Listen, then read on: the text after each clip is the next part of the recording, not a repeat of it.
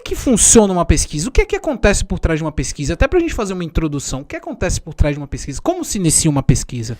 Bom, a primeira coisa é fazer a amostra, né? Então você tem parâmetros estatísticos que você precisa fazer uma amostra. Então suponhamos Feira de Santana. Tem que ter uma amostra da população de Feira de Santana. Essa amostra tem que ser fiel aos eleitores. Então o TSE nos fornece alguns parâmetros.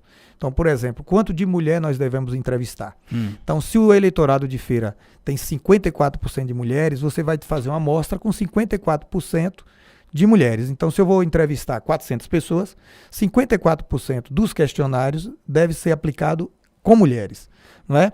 E o outro percentual com os homens, não é? Então, 54, 46. Não é? Então, 46% nós vamos captar a entrevista junto aos homens, tá certo? A primeira coisa é isso, ou seja, você precisa fazer uma amostra e essa amostra tem que ser fiel à realidade do eleitorado. Cada pesquisa tem um perfil. Se é uma pesquisa eleitoral, tem que levar em conta os dados do TSE. Depois você tem a idade. O TSE coloca a idade lá nos parâmetros. Então você tem um grupo de pessoas que tem de 16, por exemplo, a 24 anos. Porque o de 16 anos também vota. Certo. Né? Lógico que então você tem que olhar o percentual de eleitores que tem de 16 a 24 anos e pesquisar esse grupo. Depois, de 25 a 36 e assim sucessivamente até acima de 60. Então você pega esse percentual e aplica. Por isso que uma pesquisa demora. A gente vai entrevistar, por exemplo, 400 pessoas numa cidade e a pessoa diz, você me entrega amanhã? Não. A pesquisa, 400 pessoas, que você precisa de 2 dias, se não chover, por exemplo, se ela for presencial, com 4 ou 5 pesquisadores. Um pesquisador só consegue 50 pessoas por dia, porque ele vai preenchendo aquele quadro, não é, da amostra. Então, cada pesquisador vai entrevistar 10 mulheres, por exemplo, e essas 10 mulheres têm que ter uma idade X. Então, não significa que ele vai entrevistar 400 pessoas e todas as pessoas que ele entrevistou, o questionário vai ser absolvido. Não. Porque você tem que tirar da amostra aqueles que já estão completos. Se eu tenho que entrevistar 200 mulheres, eu não posso entrevistar 250. Então, se tiver 250, tem que tirar 50, de forma aleatória. A mesma coisa acontece com a entrevista que é feita por telefone. A pessoa diz, a pessoa vai ela vai entrevistar 2.000 pessoas no Brasil, ela tem que ligar para 50.000 pessoas. São 50.000 ligações para conseguir as 2.000 com o perfil definido na região definida. Então, tem que ter uma amostra muito fiel, tem que ter um grupo de pesquisador muito honesto e digno, e geralmente você tem um fiscal junto para fiscalizar, para que a amostra seja fiel à realidade. O que acontece muitas vezes, que eu vejo, são erros de amostra. Eu vi vários institutos de pesquisa, por exemplo, que estava pegando a região Nordeste, 36% da população ganhando um salário mínimo. Está errado. No Nordeste, 55% das pessoas ganham um salário mínimo. Na Bahia, por exemplo, 69% ganha só o salário mínimo. Então eu tenho que levar em conta a renda da população. Por que é que muitas vezes a gente diz, um candidato é mais forte na área rural, na área mais pobre? As pessoas mais pobres tendem a ter uma simpatia por um candidato com um perfil X, não é? Então, obviamente, tem que ver a renda da população. Então, um candidato é forte em um bairro e ele pode não ser forte em outro, porque a renda da população naquele bairro é diferente do outro, tá?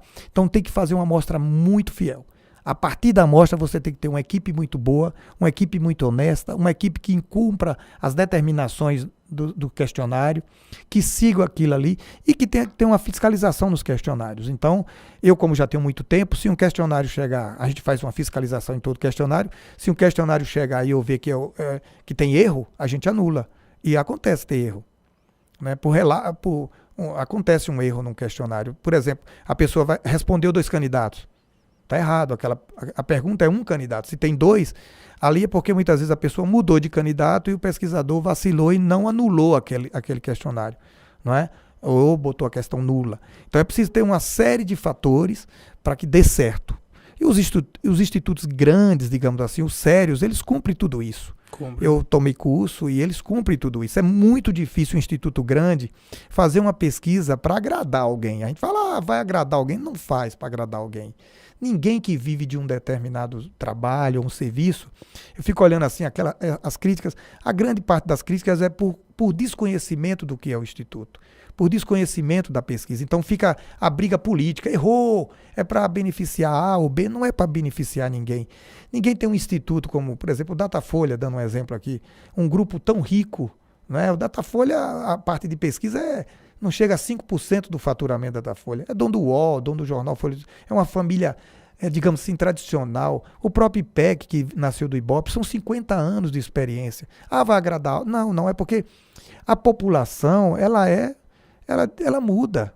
Se você captar uma pesquisa, essa pesquisa, por exemplo, eu, na época de Wagner e de Paulo Souto, o meu instituto acertou. Eu fiz pesquisa no sábado, disse, olha, falei a várias pessoas, quem vai ganhar é Wagner. Por quê? Porque estava uma onda de mudança.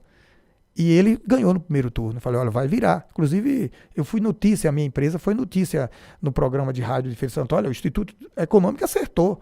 Mas eu fiz do sábado. Quem fez na quarta, na quinta, não acertaria. Ainda não dava para acertar, mas existia uma onda, existia um momento de crescimento. O que houve agora nessa eleição também foi isso. E não só acontece no Brasil, acontece em estados, acontece em municípios. Agora, tem município que a gente faz toda semana, todo 15 dias, a gente capta. A gente diz, inclusive, ao candidato, você vai perder a eleição. Por quê? Porque está vindo uma onda de mudança. E a onda de mudança dificilmente se segura.